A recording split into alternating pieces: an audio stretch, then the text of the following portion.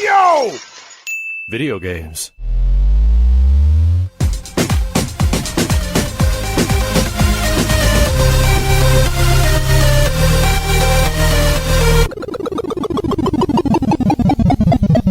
What up, dudes, and welcome back to the YoVideogames podcast. I'm Matt. And I'm Andrew. And once again, thank you to all our generous patrons who kept us going for over 350 episodes. Yeah, if you're interested in becoming a patron at any level, please check out patreon.com/YoVideogamespodcast. Dude of the week is Foreliper. Thank you, Foreliper. Hey, long time. Yeah, been with us forever. I think was Dude of the week like 2 some odd years ago. Damn. That's how long he's been with us. I don't want to think about that, but thank you anyway. And we have a sponsor to thank. Of course, we're talking about Manscaped, and right now the favorite product is the Beard Hedger Pro. I've got one right here. I just used it today to clean up the neck stuff. I'm regrowing my beard because my dog bit out a chunk of my beard. So it's not just balls anymore. Now it's your beard. Yeah, your face balls. It'll take care of you head to toe or head to taint. Tip to taint. Crown to crotch. Chin to tip? Chin to hole? I don't know. Chin to chode. Chin to chode. That's Jesus. That's upsetting. I'm sure there's a reason they don't use that. But one of my favorite things about the Beard Hedger Pro, and probably the thing that makes it the most convenient beard hedger beard trimmer that I've ever used, is it's got this dial here that lets you switch by 0.5 millimeters all the way up to 10 millimeters from like 0.5 millimeter. So you don't even have to take off the guard to do adjustments. You can take off the guard. It's super easy for like cleaning or whatever, but you don't have to. And that makes it convenient as hell. And it is also water resistant. Although I wouldn't use this in the shower myself, but you're not going under any waterfalls in Hawaii with that. I wouldn't put it, directly into the water. It's not like the lawnmower that is like definitely fully waterproof. This just has a lot of gaps. I don't know. I just don't feel. But you don't have to get the Beard Hedger Pro if you're in the market for various male grooming stuff. Another thing that we love is the Boxers 2.0. And of course, the ball deodorant. We're huge fans of the ball deodorant. So they've got something for everybody. And, birthdays and St. Patrick's Day. St. Patrick's Day is past, but there's pretty much no bad holiday to get someone something to take care of their balls. No, nothing says loving like, a fresh pair of balls. So if you're interested in checking any of these products out, please head over to manscaped.com. Use our code YoVG for 20% off and free shipping worldwide. That's manscaped.com. Our code is YoVG, all caps, for 20% off and free shipping worldwide. Your balls will thank you. I know we're not going to talk about it yet because I haven't beaten it yet. Everybody's beaten rear. Everybody's beaten rears. Just chowing down. Well, I'm done with it. I think Max completed it last night. He conquered the rear. How many hours are you in? 14 and a half. I think it took 14, 15. Somewhere between 14 and 15. Okay, so I'm going pretty slow. But I don't think I've missed any side things, and I've been really enjoying taking in things. I think I'm at like 10 hours, and I'm midway through chapter 9.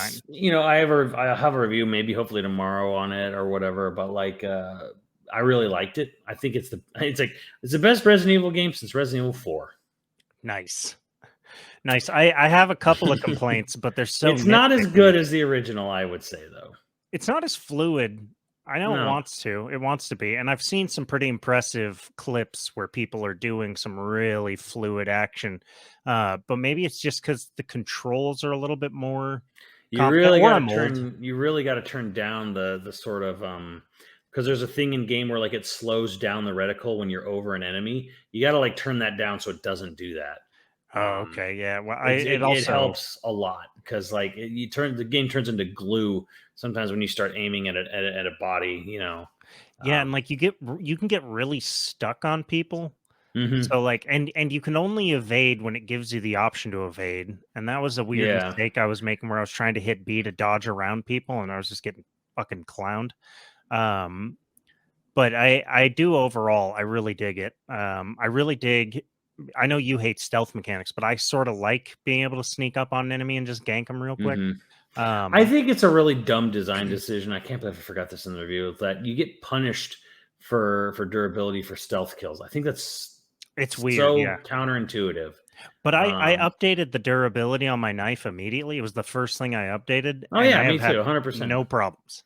I've had no It's problems not with ever to the point where like, oh my god, you can't play the game anymore. It ruins it. I mean, it's just kind of like, why? Why is this even a thing? it. It is weird. Like, okay, I get it if you have a late parry. I get it if you maybe want to like if someone's like, morbing out on the ground and you want to kill them before the plaga comes out. So like then it's like a risk reward. I'm like, do I deal with a plaga or do I kill this guy before it happens? I get that. That totally makes sense. Use it as a last ditch effort to like not die with the chainsaw. Totally get it. Why is a stealth kill fucking taking durability away though? Yeah, I don't know. That was weird. I'm not sure the game needed crafting. It doesn't bother me, but it is Oh, something that I I'm made like, this argument too. It's just taking up inventory space. And they're like, well, you can craft whatever weapons you want. Now you have the option to make whatever. I'm like, I never had a problem with bullets in the original game. I yeah, I never had a haven't. problem getting, killing people and getting them to drop the ammo I need because it used like the ye old Metroid style where it's like it'll just drop what you need. Right. Yeah. It, I this haven't really it had is any ammo it is like, problems oh, either. it's a So solution to a problem that did not exist. I think crafting is just like it's considered a depth thing. Like a game gets depth if it has a crafting system. And I just like again, it doesn't bother. Like It doesn't I don't ruin the game. It dislike it. I didn't guess ruin the like it's just gameplay or anything like fine. I that. It don't was know. just kind of like, why? Why is this here? It was like this absolutely pointless feature to throw into the game.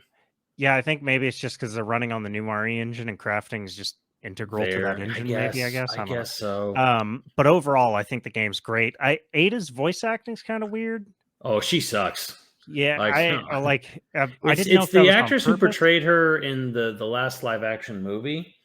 Um, so I guess I kind of get that. But holy crap, is she bored in this game? She sounded like she wanted to be anywhere else but the sound booth she recorded in. Yeah, it was weird. I didn't know if that like does it get better? Oh no. No. All right. Well, okay. That's fine. I guess I thought maybe it was just like she warms up, but She only's in like 3 cutscenes in the game total or something like that, and she's bored in every one of them. okay, so I've only seen two. I've seen two of the three now. 2, maybe Uh 4. There's like because there's like 2 at the end or right, whatever. okay. I don't know. Before and after the final boss. All around weird. So like I'm saying, like it's really nitpicky. I have to really dig in for things that bother me about the game. It's nitpicky as hell, but overall, game is it's great. Yeah. It is great. But leading into what we're going to be talking about, because I said to you right before we recorded, what I really want is I want an extraction shooter like DMZ. Yeah. That you load in and you have a city and there's other characters you have to worry, like other people, Mhm. player characters you have to worry about, but then the actual like shooting and combat is like RE4 and the AI are like Ganyato style Mhm. zombies, and like but you still have the COD customization of guns and loadout and shit like that. I think that would be cool as hell. I And think, it would be really cool if they had a mode in this game that's it's a horde mode. It's oh yeah, extraction mode. So yeah, you get dropped in like, oh, it's like, okay, so the plot goes Ashley's been located in the church, right? So like you and up to 3 other friends, well, squad, you drop in front of the castle and you're like, okay, like Leon secured the castle, whatever, right? And then they just start throwing everything they have at you, right? So you're just sitting there, just shooting off Ganados, right?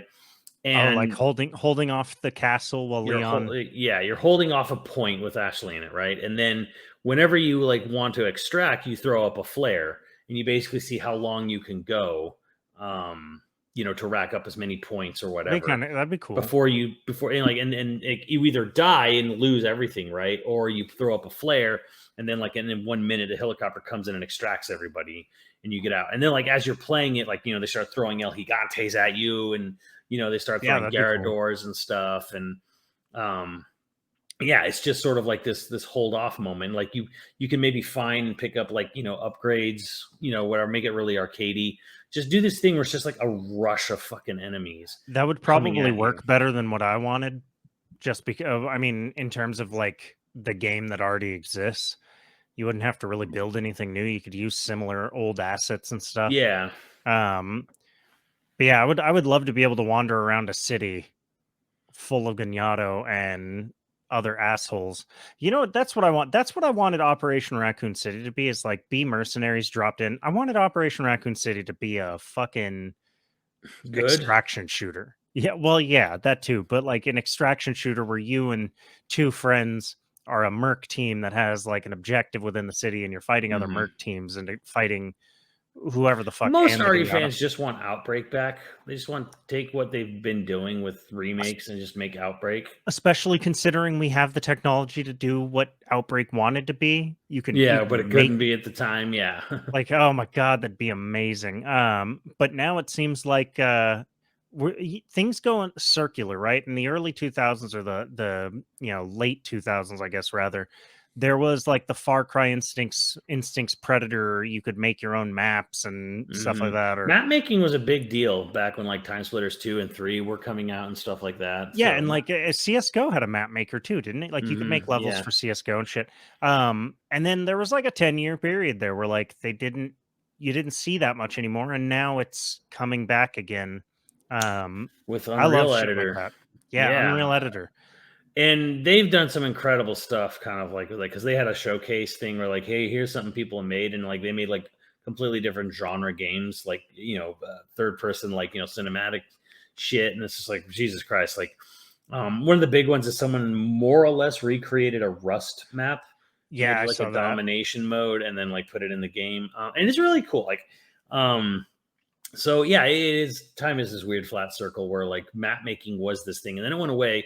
Mostly because the fact of the matter is just kind of like the problem you inevitably run into with any of this creation tool stuff is that you get a lot of meh, okay, or bad maps, Right. just Yeah. flooding the market, and it's like it's hard to sift through shit, and people just are like, you know what, I just want like a really well crafted map, and like Right. again, COD 4 came in, and it was like COD 4 had like the best, probably the highest ratio of quality to crap maps of any COD game. I still argue that. I think all but like one or two maps in COD 4 are great. Yeah, well, basically until the expansion pack came out, there was only one bad map, maybe. Yeah, one. And then there was Chinatown and a couple others that were just like, yeah, like the three map pack was $15. I remember that, and it was like three maps, and two of them were like not good, from what I understand. Yeah, no, the original maps though, I'm trying to think of one that was like truly bad in the original maps. Pipe was kind of one a lot of people didn't like. I warmed up to it late in the game's life. I used to hate it. Yeah, I don't think that's I had like a the problem. two like big empty like blown out like warehouses, and there's like a tunnel underneath that connects both. Yeah, pipeline, right? Pipeline. Sorry, yeah. I did not like Pipeline initially. I grew to like it. Yeah, because one side has the high ground and the other side, the lower well, side has the then there's two. Downpour, which is like on the hill in the rain, and it's literally like if depending on what mode you're playing, you're fucked if you start at the bottom. Yeah, but Downpour's a fun map. Still, yeah, not even the two bad ones that you mentioned are actually bad. No, Downpour's great. Well, so, the mode, but so take that as inspiration. Anybody who's going to make stuff. I think one thing that I really love about map makers or like creator suites built like this is you're not doing the code. You're just kind of manipulating stuff that's already built, and it acts as a really good gateway to that creative endeavor, and then you can almost sell the career of coding and stuff. Yeah, well, that's the craziest thing about Unreal Editor is that they're actually letting you monetize it. You can monetize your creations for 40% of their sales. Now this gets into weird because Epic had to basically step in and say, "Do not fucking abuse copyright," Right, yeah. And then they were also a little weirded out, apparently, by people when it initially like immediately started making Fortnite Season 1 maps. And they're like, you can't monetize old Fortnite maps that are not available anymore. Right, that makes sense. Although it is funny because you were saying this too before we started to record. Sometimes devs will be like, you think you want that, but you don't want that. And then they get proven wrong where it's like, yeah, that's exactly what they want. Yeah, like the biggest classic example was BlizzCon. I don't even remember whatever fuckface McGee Blizzard said, where he's just like, you guys, he said it just directly to the crowd. You guys think you want WoW Classic, but you don't. Trust me. You think you do, but you don't. And We then they now live made in the, lots of money. yeah, and then they finally caved and made WoW Classic, and people really did want it, and it made them lots of money, and they look like they look like a bag of assholes. I don't even think they care because again, they made lots of money, like a lot of money. Yeah, so there are times, it doesn't happen always, but there are times when the developers can be out of touch. I'm usually on the side of the developers of things, which is I'm usually always preaching, make the game you want to play. Stop, don't let like 'cause don't listen to fan feedback necessarily, but it's like there comes a point where it's like, hey, we made this thing, people liked it, now we've moved on to this other thing, and people are like, hey, we want to be able to play the old thing again. Don't sit there and tell them no, you can't. Like, because both instances, both with like classic Fortnite maps and with WoW Classic, it was kind of like they made a thing, and then the current version of the game and moved on to a point where they didn't have the original thing anymore. People just wanted the classic thing back, and they told them no. Right. And it's like, why? Why? That's where it starts to be. That's where I'm like, okay, now you're out of touch because you made a thing people liked. It's no longer available. And now people are clamoring for it again, and you're telling them no. Hello, Nintendo and eShop. I wonder if there's. I wonder if the fear is that you'll strangle the new thing. Right, yeah, and that kind of happened with Call of Duty, Warzone, and stuff like that, where it was Right. like, oh, they took away all the shit people liked in Warzone 1 because they wanted people to play Warzone 2. They didn't want to split their player base. They wanted everyone to sort of be funneled into their experience, which they're currently promoting and trying to make money off of, which ultimately just comes off as just fucking shady because it is. Right. And also causes most everyone to be mad. The drop off in player count for this war zone is apparently staggering. Oh yeah, So I've barely gone back to it, even with the Ashika Island. yeah, I mean Resurgence is quite a bit more fun than the original map. I wasn't all that bothered by the original map I didn't think it was until that I started bad. playing. Yeah, until I started playing Ashika Island and doing Resurgence and then switching back to play a Warzone game on that huge map with 150 people. And it's just like by the time you get to the last circle, you've either seen nobody or been constantly in a fight with 3 other teams. And That's you what get I to the end and told you, there's like man. 70 I goddamn people told you left this from the beginning. Like it's too big. You see nobody for like a half hour usually, or like you said, you're just in a hot zone the whole time. the whole time. Yeah. Well, when I was originally playing it, like I'd drop hot. And then if you survived the initial drop, then you'd move to the next area and it'd be a gunfight, and you'd move to the next area. And so it wasn't like boring, but it also wasn't overwhelming. After Ashika, where it's like you drop in and you're just in a gunfight pretty much the whole time, but you get your loadout within the first couple minutes. And Dashiga has like the opposite problem where it's like there's not enough points of interest, and they did that on purpose to get. They wanted 2 to 3 teams to drop into every single point of yeah, interest, so it's constant engagement. We just want player engagement. right. And part of me is kind of like that's sort of another thing where we're kind of similar to the whole you think you want this but you don't kind of thing, where it's like developers sometimes do this thing where they try to like sheep herd people into playing a game a certain way, like like Yeah. and for player engagement, where it's like someone takes a game and they're trying to basically do something within the gameplay modes to sort of force players to confront each other and fight each other. Um, there's a sort of like scumminess behind that because they're doing it on purpose because that they're like it all comes back to money because they're like, oh, if people play our game and they're not constantly fighting each other, they're going to say it's boring. We need to have constant player engagement. And it's Right. like, actually, no, that's actually kind of the opposite, because if I'm just starting this map, I would like to try to learn this map or get a hang of it. Like there is a balancing act, especially in a BR or like a large scale game where it's like, I want to be able to, you know, control chaos, right? Or have controlled chaos. Where it's like, okay, we're going into a hotspot, but I know what the map is. I kind of know where the choke points are. You know, you want to have a little bit of that. And if I don't want to land hot, I want to be able to land somewhere and not get in a constant gunfight. Which, again, the perfect balance of this was struck really in Alcatraz Island map, because it had enough points of interest where people would drop hot, like, hey, you want to drop hot, you know where to go. If you kind of wanted to avoid people, you also knew where to go and get some stuff. But there's other problems I feel with Warzone where the There's a lot loadout of problems guns. with yeah. Well, there's a lot of problems, but like the ground loot is trash compared to like a kitted gun. Like the gulf between the gun you've leveled up and equipped versus the gun you find on the ground is just enormous now. Like right, and the meta is so much better than the next gun that it's yes, like when you were playing in Warzone 1, yeah, the meta was really good, but there was like 3 or 4 guns that could yeah, feasibly do the same amount of damage over distance or whatever the fuck metric that you want to go by. But um in this one, it's like the meta is especially. I mean, they've nerfed the shotgun now, but like if you had the KV broadside, it oh my really god. sort of didn't matter who you were fighting or where. Like if you were in the If room you with got me, you have a kitted browser, like, bah, bah, bah, bah. yeah, like all right, you win. You have the meta, you win. And it was sort of like that with the Fennec too. Like if you got into a gunfight with a person with a Fennec, you're fucked. You were just unless you had a Yeah. better setup Fennec.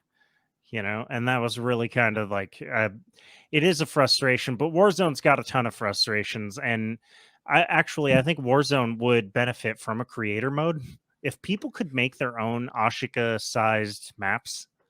Yeah. That would be kind of Absolutely. sick.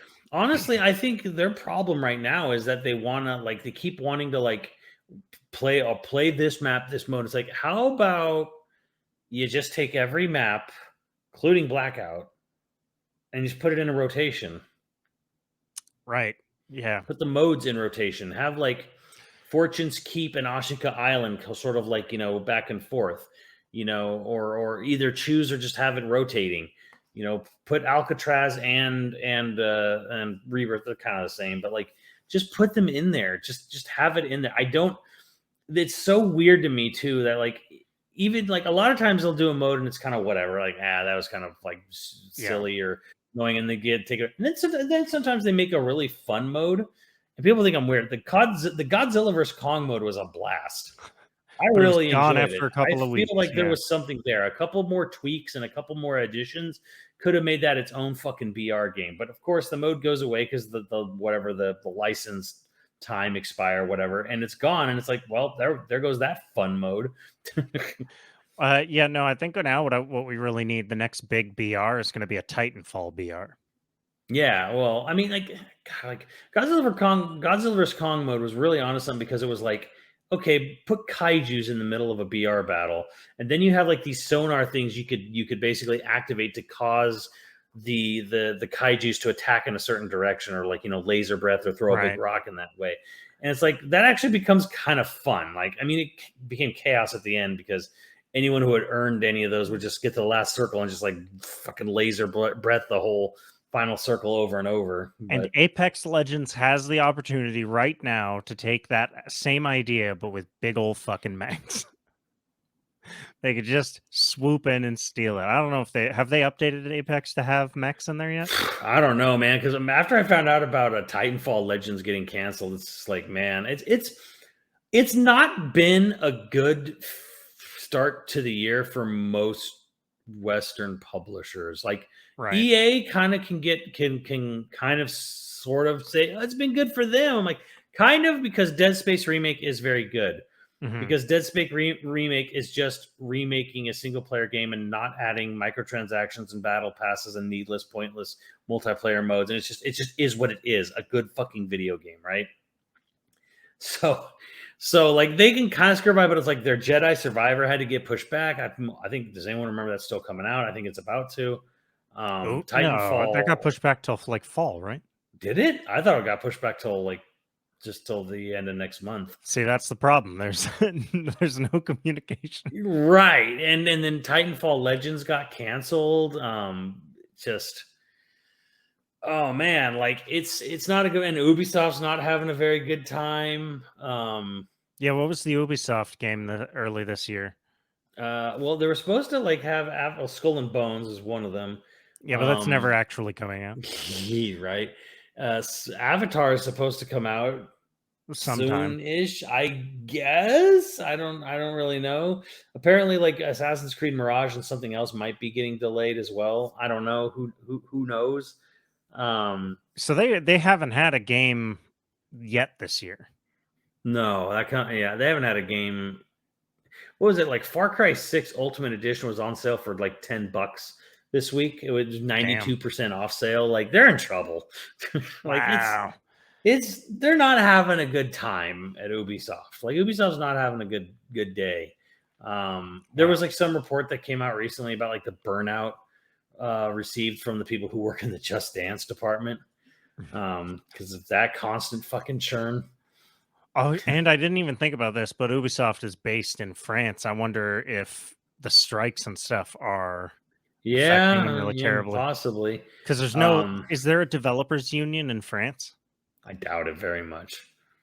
I mean, if any country in the world's going to have a union for the least unionized, shit in or least unionized industry in the world, it's got to be France, right? Maybe Like, I actually I'm not. I can't say I'm familiar or not about it. I just know they're not. And they also announced that they're pulling out of. They pulled out of E3. Um, Sega and Epic Games announced they're pulling out of E3 today as well. Which this is a total aside, by the way. That like joke that it's like the laziest geopolitical joke ever, where people will just be like, "Oh yeah, what's France going to do? Retreat?"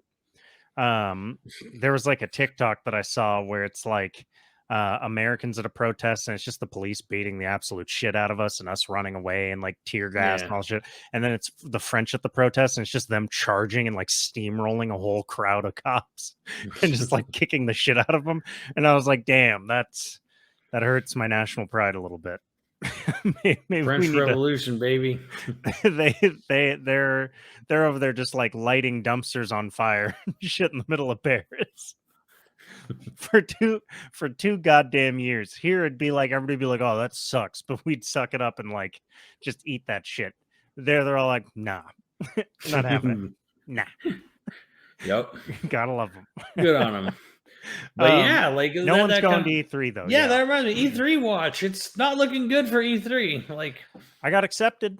I'm going yeah, media. I I'm gonna did be the only too. person there. I got you, me, and Max will be the only people there. We'll be hanging out at someone's booth. Whoever decides to show up. Like, I'm gonna get a shoulder rig. I'll rent a shoulder rig for it, and I'll just record us in the empty exhibitors booth. We'll record the we'll record the podcast in a quiet corner because there's gonna be a lot of quiet corners. so Sony's not there, Nintendo's not there, Microsoft's not there. They might be across the street though. Ubisoft's not there, EA's not there, Sega's not there, Epic Games is not there. There are other companies, according to IGN and my own knowledge, that are not going to be there, but haven't announced it yet. Oof. Um, The thing is like ESA it's a crap company, so you can't mourn this too much. But oh, it I'm is not the mourning death. anything. It's the death of an iconic event, and it feels a little bit like we're never going to have something like that again. Nothing is going to be able to be that kind of a focal I point feel for like, gaming. I mean, PAX still exists, GDC's still going on. I mean, it just was run terribly, man. Like, what Yeah, else but can you say at this point? Like, it's just like I that's why they got away with running terribly for years, is because they were so central. the only person in town or the only event of its And they could kind, I make a guess. big show of it, like it was a big show. I mean, the last Hmm. couple of years were kind of meh, but it was a big show. I don't know. My first year going was the last year that like everybody went all out. Hmm. They had the warthog and they had all the actually I guess that was my second year going. I'm Yeah, because there was like that. It was like that point in time where like it was still kind of E3, Yeah, like like as it was. there was still like a lot of like heart and effort going into it. And I don't know. I still have hopes that this like E3 will do something to make it worth it. I mean, I don't want the company that's that's actually putting this on. They're the guys behind PAX, right? What do they call Yeah, again? Reed Pop. Reed Pop. Like, I don't want them to fail. Like, as a general rule, I don't root for people to fail, but like, fuck, it's almost comical how, I don't know, limp dick this is gonna be. You know what I mean? Like, it's Who's gonna be there is the real question at this point. the three of us. Come shake our hands. Come say hi. Kenny might be there too. You know? Well, the funny thing is just kind of like because they have media days, right, for us. So it's not going to be hard to see everything. That's for sure. I can't imagine us going back there for one more go at what I don't even know. Like, yeah, is any one major person going? Publisher wise? Yeah, there's no big. It's going to be all indies. I don't know if anyone's confirmed if they're going yet. Actually, that's the thing is we just heard about people who have decided they're not going, like Ubisoft, Sega, Epic, Microsoft, Sony, Nintendo, Activision Blizzard. They haven't been there in a while, so I can't imagine why they would even go. They usually have something in like the fucking lobby, right? Right. They would even put kiosks for like Crash Bandicoot in the lobby, but they wouldn't. Fucking Like Metal I will be think there. Blops 3 was the last time they actually had a booth of playable shit in it. Because once Destiny went away and it was like literally just Call of Duty, there was some point where Activision just fucking stopped showing up because like we have BlizzCon already, and like all we have left that we make is Call of Duty, so who cares? And 2K only ever showed up with playable builds when Borderlands 3 was a thing. So,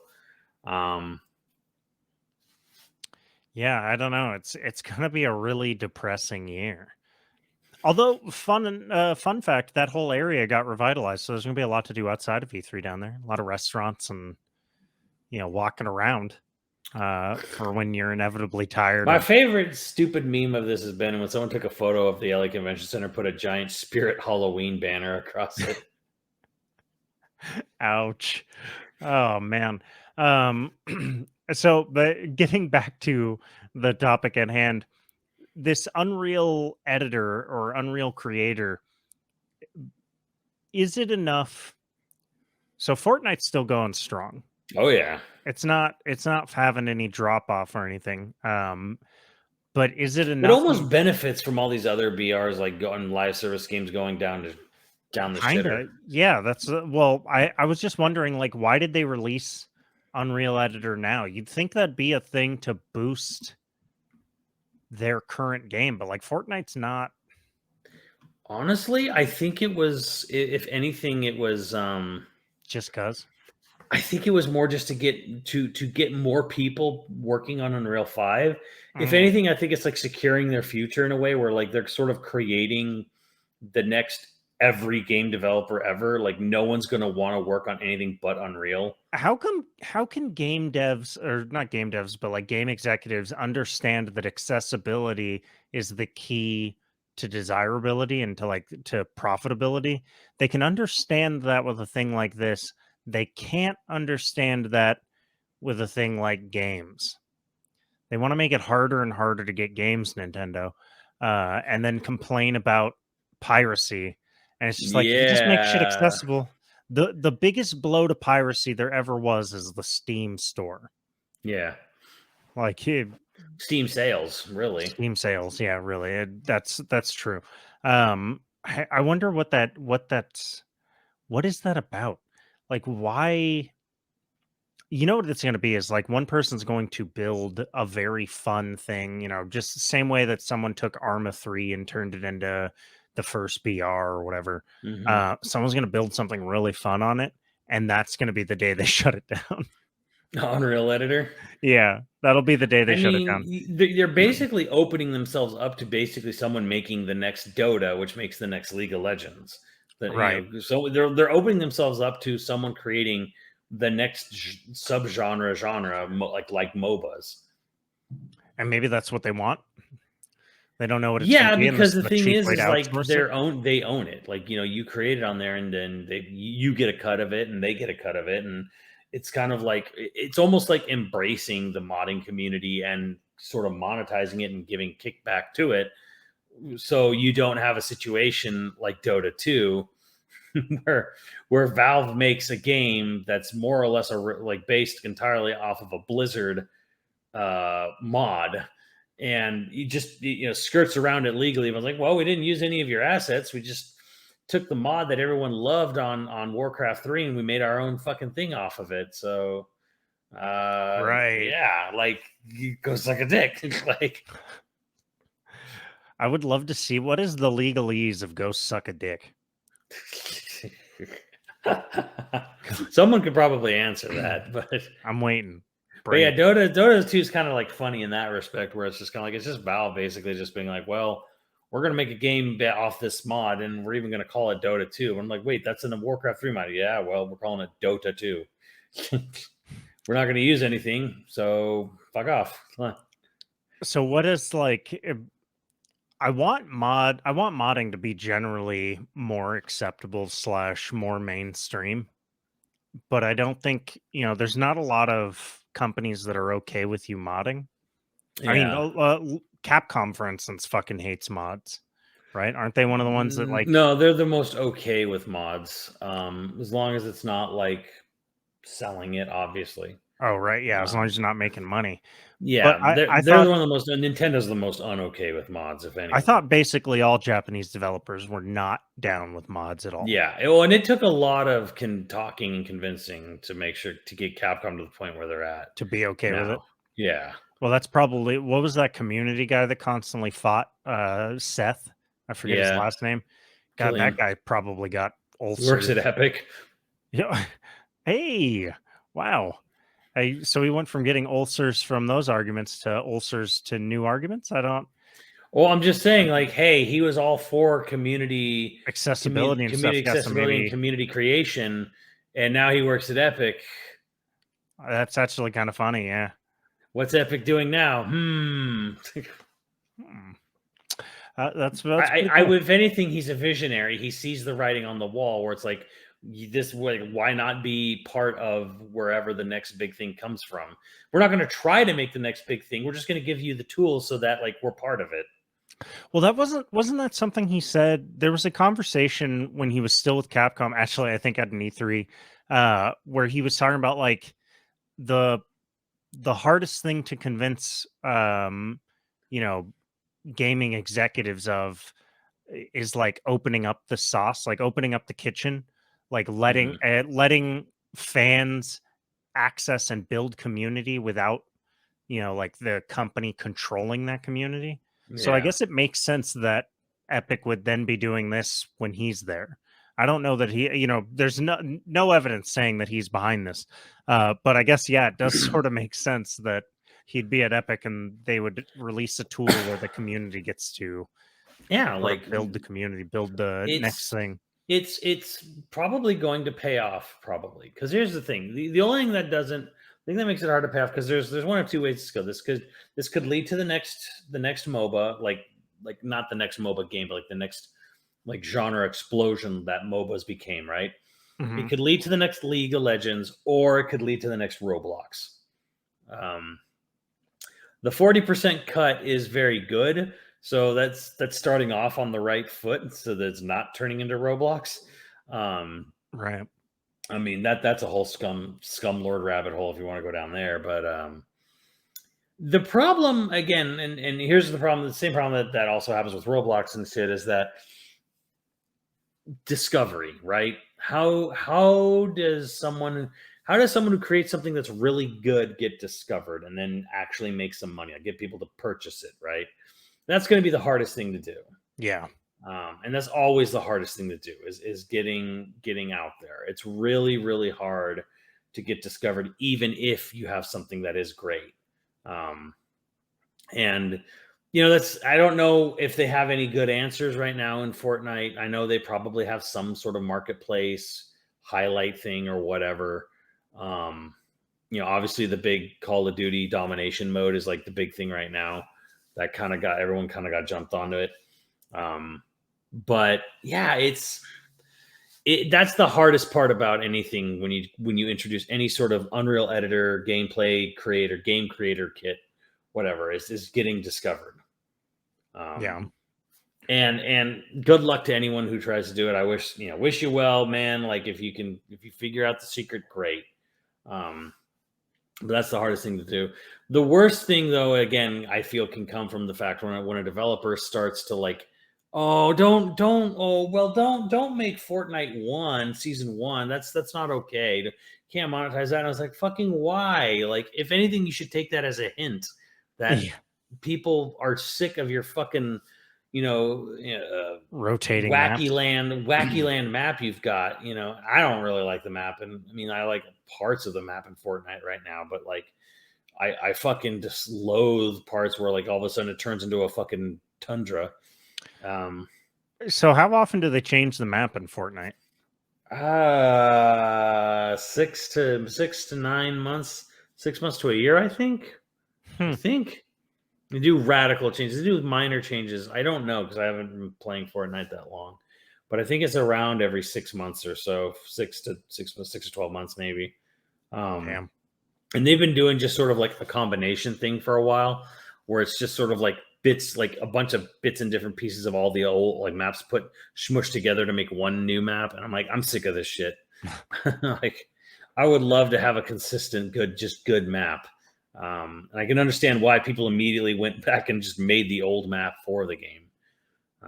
Because done with this shit, right? So what are the limitations of the Unreal Editor or Creator Suite or whatever? Like, you can't use anything copywritten. So, and they're also saying like don't recreate classic maps, which is kind of a weird sort of like, I would say like question mark right there, where it's like, wait, don't recreate the design of another game's map, even if it's not an Epic game, like a Call of Duty, for example. Like, but it's like I haven't played with it yet. Is it sort of like you have access to a library of assets that you can kind of just plunk down? bro, it's nuts because you can create assets, I think. Wow. And you can have 100% different looking art style games on this thing. It's nuts. Like the things that people made, you would have no idea it's technically a Fortnite, program. That's kind of amazing. Because it looks nothing like it. I mean, it's funny, like for the Call of Duty one, where like the map and the graphics on the map look like completely like a high end Call of Duty game, but you're still running around with the weird Fortnite characters with a filter on. Let me see. I really sort of love. I love. I don't know, creativity outlets like that. Oh shit! Yeah, this is amazing. It does look like a Call of Duty map with the weird jumbo hand and feet. Yeah, but then they got crazy shit like this, which, like, yeah, people are making like nutty stuff with the game. Yeah, that's incredible.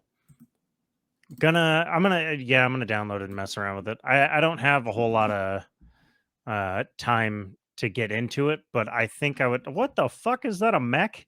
Yes, that is a mech. Okay, so he sent me a picture.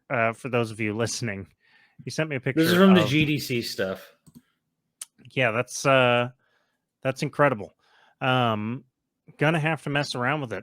We'll so then what? Unreal hosts the server? Like you can make it go live and Unreal just hosts. It's on Epic's Fortnite store or whatever. It's through Fortnite. Well, right, but if you wanted to like play a game with your friends on what you just built, like you want to test it. Yeah, it's like you make a game and then you have everyone pick that game on the store, kind of like Roblox-ish a bit, or it's like you go into Discover or whatever, right? And then it's like play this. You go to Unreal Editor, whatever community, right? And then it's just like you just pick this mode. So yeah, like they're hosting it server side. Huh. I mean, given that they take a 60% cut, them hosting and stuff, that's actually pretty good. You don't have to pay any hosting fees and stuff. I don't know. Yeah, that's pretty amazing. I mean, you don't own your game, right? You're making a game for Fortnite Editor, right? Right. Yeah. So fucking China owns it, sort of, in a roundabout way. I guess that's true. Yeah, but if you build something that you're gonna sell, do you then own it? I mean, you can make money off 40, it, but you yeah, don't own it. 40%. Yeah, okay. That's interesting. It's not going to be you will not personally own any original characters or anything you come up with for it. It's just like, I can sell this on their storefront and get a cut of it. Yeah, I mean, I don't think they're looking to make careers, for people off of this. But I mean, imagine if you did make something that was huge, right? And then like millions of people wanted to download it, and you got a 40% cut of that. It wouldn't be bad. I wonder what the average price somebody's selling something like this for. Like on the community page. I don't know what the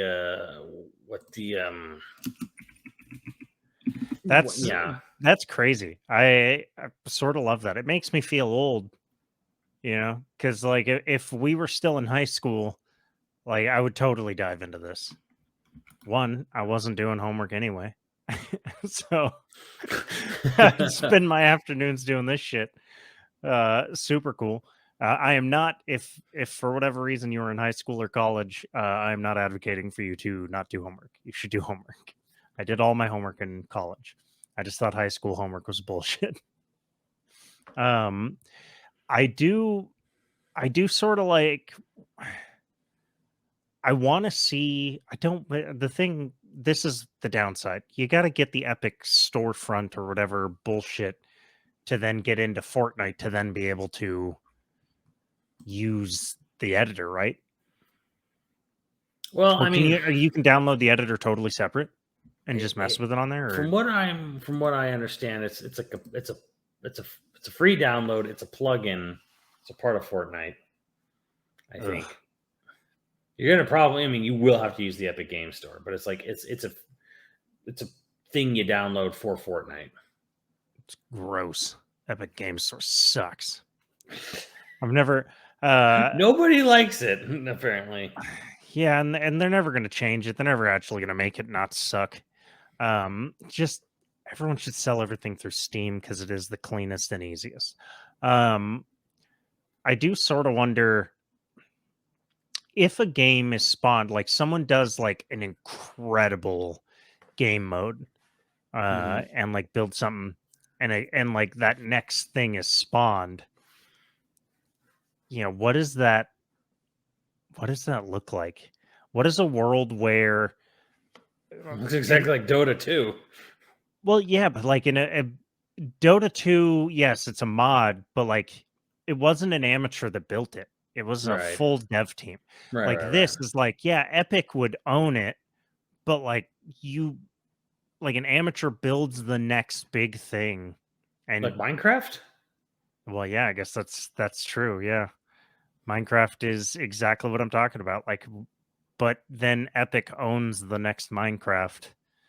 Although I guess at least you're getting paid 40% of each. Hey, Microsoft owns Minecraft, so. But they didn't at first, right? No, I mean they paid money. They paid a chunk for it, but they paid like a lot of money for that. Yeah, but they've made a lot of money from it too, though. No, I know, but that guy, like, what I mean is, like, imagine if that guy built that off of an existing Microsoft game. So he wouldn't technically. I don't think you're not going to own the idea or own the mode. Right, but what if you make a game, it gets so popular that like you make enough money in sales that you're going to then decide to like make a full game out of that concept. You can't. You'll get sued by Epic. Not necessarily. I mean, he could, you say like you make a bunch of money, like I'm going to start my own independent studio and I'm going to work on Unreal 5. And then Epic's won because they've done exactly what they wanted to do, which was get you in their ecosystem and using Unreal 5. So now your indie studio will have to use Unreal 5, which means they will get a cut of that game that you make, no matter what you make, because you're using Unreal 5. We taught you how to use Unreal 5. We made you comfortable with it. That's like fair. If anything, like I said, this is like future proofing the next fucking years and decades of game developers, because it just gets everyone comfortable and used to Unreal 5, so no one wants to work on anything else. Well, all right. So closing thoughts. Like I think it's almost insidious, but but also probably a good thing in the long run. Yeah, I think it's a good thing in the long run. I don't think anybody had that. Like nobody was sitting there twiddling, behind stippled fingers, like, oh, we're gonna we're gonna suck everybody in, and now they're gonna be stuck on Unreal. I don't think that's probably what was going on, but it Oh, Epic is absolutely wants that. right. But I don't think that's how they were designing this to work. I don't. I don't know. I mean, I feel like okay. Here's what That would be some real 4D chess type shit. here's what really got Unreal Editor. It's fucking Roblox. Right. Roblox is basically, and the money they've been making off of that is exactly what Epic looked at this and went like, well, fuck it, let's do it. Maybe possibly also they wanted to get money back from the fucking spat with Apple. Yeah. So that's also a possibility. But like I look at this and they're just like, okay, Roblox is a thing, it's doing well. Let's do that with our own thing. Let's make a ton of money. Let's make a ton of fucking developers that are like dependent on our engine going forward. It breathed life into Fortnite, if anything, because now it's like, oh, Fortnite's getting stale. Someone came up with some fucking wild new concept or mode, and everyone just jumps on it because everyone has Fortnite. Let me see if I can. And it doesn't take much to jump on and play these games or these modes, because I did it. I did it really quickly recently with the Rust like map. So Let me see if anything is just sort of secure. I think it's for Epic. It's just securing their future, where it's just like keeps people in their ecosystem, talking about them, playing their game, looking at their storefront and everything. So, I mean, the greatest enemy of every video game publisher is attention and time. And if you can take away if you can have a monopoly on people's attention and time, you've basically won. yeah, the other enemy is a shitty storefront. Well, But who has a great storefront? Steam. Does it? Yeah. Steam storefront's easy as fuck. No, I mean, there's probably thousands of indie developers who would fucking revolt against that notion in general, because discoverability on Steam is apparently ass in a can. Well, yeah, but it works for what I'm using it as a customer. It's pretty. Steam works where it's just like, okay, I know how to operate it. I could quickly type in something and buy it, right? Yeah. Steam does its job for that, and I give you, I'll agree with you on that front. But getting discovered as an indie on Steam, probably a nightmare. Probably, but there is no good storefront from that perspective. No, and it kind of goes back to what I was saying a lot earlier. I'm like, I don't really know if there's any solution for discoverability. There just isn't. Really, the only storefront that's at least fair, I guess, is Nintendo eShop, because they don't even show you their big games. eShop's so bad, honestly. Discoverability in general on the eShop is just bad all around. It is very equal. It's the communism of video game eShops. Equally terrible. It's just fucking awful for everybody. Yeah, I mean, then there's that whole fucking ball of wax about Nintendo dropping the eShop for 3DS and Wii U, which means shit tons of games now lost forever. Well, yeah, and I know it's been making the rounds of social media, but Gerard went through and bought every game. Everyone that he could. Fucking that wasn't. You know what he did with it? He donated it to he donated them to preservationists groups, like ownership or whatever. I'm not really sure how it worked. Did he I think he might have created a unique user account and login, and then bought them all, and then gave the login info to a preservationist, or museum, and be like, okay, so now anyone, if for example, he gave it to a game preservation museum. So anyone who goes to that museum is just always logged in on that account that Gerard paid for, so they can play those games like a library. Wow. That's pretty friggin' cool. So he did it from a complete preservationist point of view, because Nintendo doesn't seem to give a flying fuck about game preservation. Well, also, to be fair, no one did up until what? Oh, no, of course not. Nobody did. I mean, Nintendo would preserve shit for its own personal, Disney Vault. But I mean, as far as letting people, hey, we made a game for the eShop for Wii U or 3DS. Is there any way to play it after we shut it down? Nope. Go fuck yourself. Please subscribe to NSO. But it's Nintendo's funny, because now they're literally just courting pirates now. They're just asking. Yeah. I mean, that's what's going to happen. And the Switch has already been jailbroken, just like the DS was super easy to jailbreak and stuff. I mean, Whatever they come out with next will be jailbroken real fast, to play it. The Dolphin Emulator hasn't been downloaded so fast, is all I'm saying. It's a Dolphin Emulator is now officially coming to Steam box or Yeah. Steam Deck. I'm sorry. Yeah, Steam Deck's getting official Dolphin Emulator. I'm like, Nintendo has to be looking at that and going like, what the fuck? And I'm like, well, make a fucking system that can run your own games. Jesus Christ, Nintendo. As the final 5 minutes of the episode, you should give like a quick thought, because I know we're going to do a side quest on it, but we're going to devote an entire side quest to it. But quick thoughts on that Zelda. I guess there's like 10 minutes of Zelda gameplay presentation. It's someone said on Twitter, I have a pen, I have a pineapple. Pen pineapple. That's there. That's all right. You got 10 minutes of presentation in 1 minute, guys. We will be doing like a more in-depth talk about that presentation for side quest. But suffice it to say, I think we're both still going to get it. We're both going to get the game, obviously. I'm not any more hyped at all from it. I'm just like, okay, so they added Banjo-Kazooie nuts and bolts mechanics to the old game. Cool. Right. I've seen some Twitter users saying that it's a very impressive display in terms of like smooth verticality. I'm not sure what that word soup means. I guess the idea that you can transition into a vertical world very smoothly and quickly. I mean, it's floating islands that are very, very high above the map from the old game. Sword. Yeah, so Skyward Sword you had to load into an area. This one you don't have to. They're just above a certain point on the map. And you could just jump up there at any time. No. Yeah. You can jump off there at any time.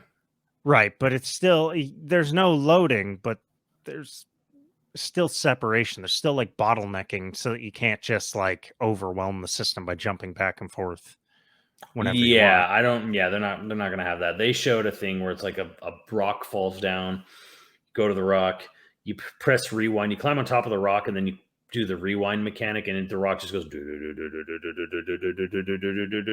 right. Yeah, so it's slowly pulling you back up to it. It's still it's very cool. I think it's going to be a very fun game, but I don't think it's as groundbreaking as maybe it's just my pessimism where like I don't think there's been a Zelda game that's been truly groundbreaking in a while. I want it to. I can't think of the last one that was like truly. Well, because everyone says Breath of the Wild is the big groundbreaker, everything copied. I'm like, Breath of the Wild was an amalgamation of every other like open world and large scale game that had come before it at that point, and then just put it in a big melting pot. And then it was groundbreaking for Zelda series, I guess. Yes, but like it was, I guess like when's the last time a Zelda game was groundbreaking just generally for the industry? Ocarina of Time. Yeah, is it really that far back? It's like Ocarina of Time. I was thinking maybe Twilight Princess did something sort of groundbreaking, but I guess not. No, nothing like industry revolutionizing. And not that it has to, right? It doesn't have to be groundbreaking. It just needs to be good, yeah. Yeah, so. and this will probably be good. There's been very few bad Zelda games. Probably. It's not going to be any Triforce Heroes. Let's put it that way. Fair enough. It's going to be good. Triforce Heroes, my favorite Zelda game. Someone out there is their favorite for some fucking reason. But as always, we have some patrons to thank. If you're interested in becoming a patron at any level, please check out patreon.com/YoVideogames podcast. Dude of the week was Pharrelliper. Thank you, Pharrelliper. And our podcast producers for this episode are The Pink Hammer, The Schmidt One, Scrunami, Koroi35, Hyperviper89, Ziggy Z, and Online Persona. Thank you, dudes. And we will catch you next time. Later, dudes.